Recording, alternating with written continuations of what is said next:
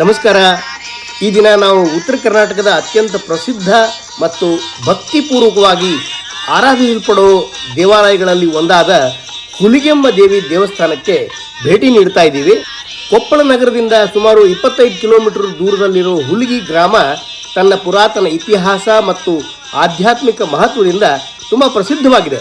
ಪವಿತ್ರವಾದ ತುಂಗಭದ್ರಾ ನದಿ ತೀರದಲ್ಲಿ ನೆಲೆಸಿರೋ ಈ ದೇವಾಲಯ ಶತಮಾನಗಳಿಂದ ಭಕ್ತರ ಭರವಸೆ ಮತ್ತು ಭಕ್ತಿಯ ಕೇಂದ್ರವಾಗಿ ಬೆಳೆದಿದೆ. ಹುಲಿಗಿ ಗ್ರಾಮದ ಅಧಿದೇವತೆಯಾಗಿರೋ ಹುಲಿಗೆಮ್ಮ ದೇವಿಯು ರೇಣುಕಾ ಯಲ್ಲಮ್ಮ ದೇವಿಯ ಮತ್ತೊಂದು ರೂಪವೆಂದು ನಂಬಲಾಗಿದೆ. ತಾಯಿಯ ಕರುಣೆ, ಶಕ್ತಿ ಮತ್ತು ರಕ್ಷಣೆಯ ಪ್ರತೀಕವಾಗಿರುವ ಈ ದೇವಿಯು ತನ್ನ ಭಕ್ತರ ಕಷ್ಟಗಳನ್ನು ದೂರ ಮಾಡಿ ಅವರಿಗೆ ಧೈರ್ಯ, ಆರೋಗ್ಯ ಮತ್ತು ಸಮೃದ್ಧಿಯನ್ನು ಕರುಣಿಸ್ತಾಳೆ ಎಂಬ ನಂಬಿಕೆ ಜನಮಾನಸದಲ್ಲಿ ಆಳವಾಗಿ ನೆಲೆಯೂರಿದೆ.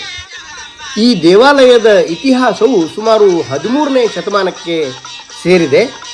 ದೇವಾಲಯದ ಒಳಗೆ ಪ್ರವೇಶಿಸಿದ ತಕ್ಷಣವೇ ಒಂದು ವಿಶಿಷ್ಟವಾದ ದೈವಿಕ ಶಾಂತಿ ಮತ್ತು ನೆಮ್ಮದಿಯ ಅನುಭವವಾಗ್ತದೆ.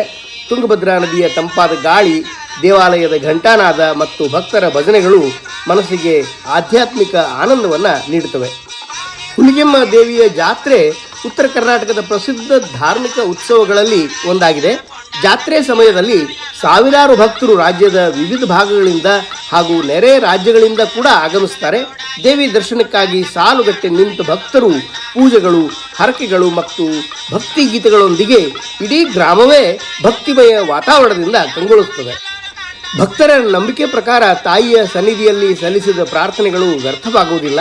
ಅನೇಕರು ತಮ್ಮ ಇಷ್ಟಾರ್ಥಗಳು ನೆರವೇರದ ಅನುಭವಗಳನ್ನು ಹಂಚಿಕೊಳ್ತಾ ದೇವಿ ಮಹಿಮೆಯನ್ನು ಕೊಂಡಾಡ್ತಾರೆ.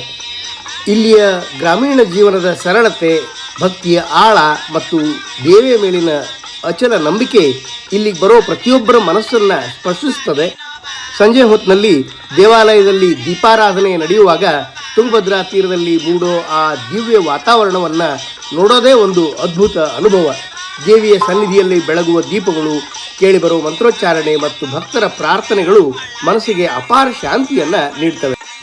ಉತ್ತರ ಕರ್ನಾಟಕದ ಆಧ್ಯಾತ್ಮಿಕ ವೈಭವವನ್ನು ಅರಿಯಲು, ದೇವಿಯ ಆಶೀರ್ವಾದ ಪಡೆಯಲು ಹಾಗೂ ಪುರಾತನ ಇತಿಹಾಸವನ್ನು ಅನುಭವಿಸಲು ಹುಲಿಗೆಮ್ಮ ದೇವಿ ದೇವಸ್ಥಾನ ಒಂದು ಅದ್ಭುತ ತಾಣವಾಗಿದೆ. ಹಾಗಾದರೆ ಸ್ನೇಹಿತರೆ, ಅವಕಾಶ ಸಿಕ್ಕಾಗ ಒಮ್ಮೆ ಈ ಪವಿತ್ರ ಕ್ಷೇತ್ರಕ್ಕೆ ಭೇಟಿ ನೀಡಿ ತಾಯಿಯ ದರ್ಶನ ಪಡೆದು ಧನ್ಯರಾಗಿರಿ. ಈ ವಿಡಿಯೋ ಇಷ್ಟ ಆದರೆ ಲೈಕ್ ಮಾಡಿ, ಶೇರ್ ಮಾಡಿ ಮತ್ತು ನಮ್ಮ ಚಾನಲ್ಗೆ ಸಬ್ಸ್ಕ್ರೈಬ್ ಮಾಡೋದನ್ನು ಮರಿಬೇಡಿ. ಧನ್ಯವಾದಗಳು.